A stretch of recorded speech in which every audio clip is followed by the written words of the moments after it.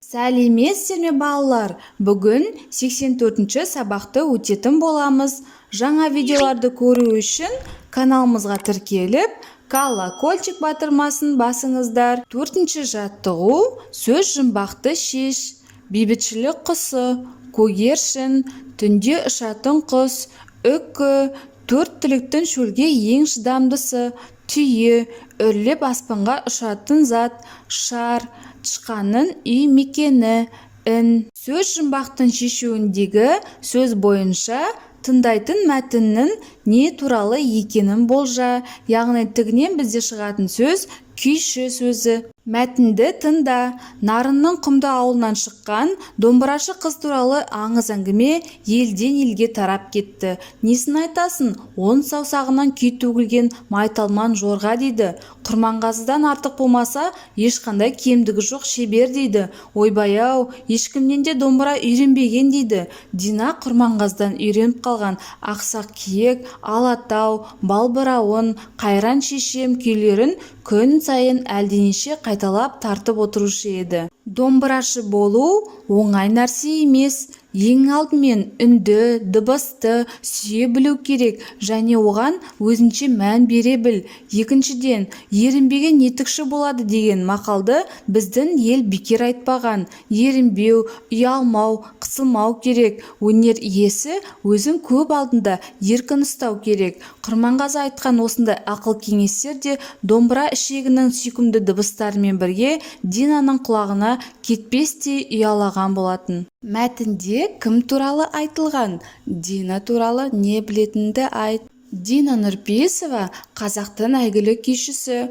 Ол Батыс Қазақстан облысы Жаңақала ауданы Бекетай құмында дүниеге келген. Әкесі белгілі домбырашы адам екен. Қызы Динаға 8 жасынан бастап-ақ сол өнердің қыр-сырын үйрете бастаған. Оның ұлы күйші Құрманғазымен алғаш кездесуі де осы кез. 8-9 жасар Дина ұстазының күйлерін үйреніп қана қоймай, оның күйшілік, орындаушылық, өнердегі ерекшеліктерін, дәстүрін жалғастырады. Динаның тырнақалды бұлбұл, байжұма, көгентүп атты күйлерінде халықтың күйшілік дәстүрі айқын сезіледі.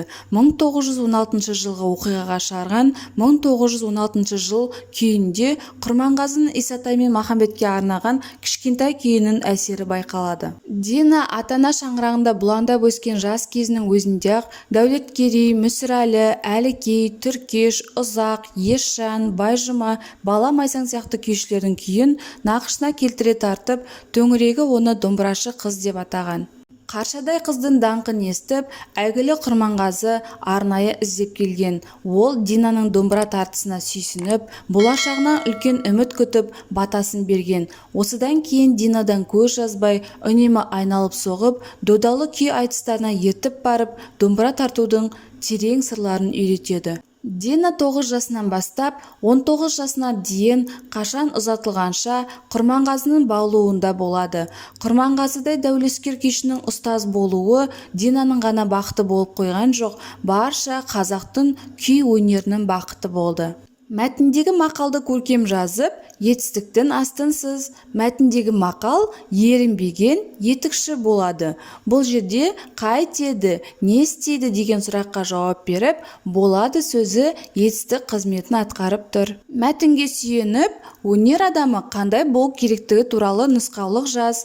Біріншіден, өнер иесі өзін көп алдында еркін ұстауы керек. Екіншіден, әрдайым көп оқып, білімін, тіл байлығын дамыту керек. Үшіншіден, басқа өнерпаздардың өнерін тамашалай отырып, олардың орындаушылық қателігін қайталамауға тырысу керек. Төртіншіден, дыбысты сүйе білу, ерінбеу керек. Шығармашылық үзіліс. 5-ші жаттығу. Дөңгелекшелердің ішіндегі әріптер реті бойынша мақалды оқы. Дөңгелекшелердегі әріптерді мұқият оқитын болсақ, жақсының аты өлмейді деген мақал шығады. Етістікті тап, оның қай сөзбен байланысып тұрғанын айт. Сөйлемдегі етістік өлмейді сөзі аты сөзімен байланысып тұр. Алтыншы жаттығу күрделі етістіктерді теріп жаз. Бізде оқып жүр, келе бастады, ойнады, сүртіп тұр, жортады, жүгіре жөнеледі деген сөздер берілген. Неліктен күрделі етістік екенін дәлелде. Осы етістіктермен 4 сөйлем құрап жаз. Алдымен күрделі етістік не екенін есімізге түсірейік. Екі немесе одан да көп сөзден құралатын етістікті күрделі етістік дейміз. Тапсырмада берілген оқып жүр, келе бастады, сүртіп тұр, жүгіре жөнелді сөздері екі сөзден құралған етістік болғандықтан ол күрделі етістікке жатады. Осы берілген күрделі етістіктермен сөйлем құрап жазайық. Ержан жоғарғы оқу орнында оқып жүр. Күн жылынған соң құстар жылы жақтан келе бастады. Анасы жуған ыдыстарды Маржан сүртіп тұр. Сүйінші хабарды естіген Арман қуантқысы келіп Атайдың үйіне қарай жүгіре жөнелді. Осымен біздің сабағымыз аяқталды. Каналымыз пайдалы болған болса, лайк басып тіркеліп қойыңыздар. Жаңа видеолар сізге бірінші болып көрінеді.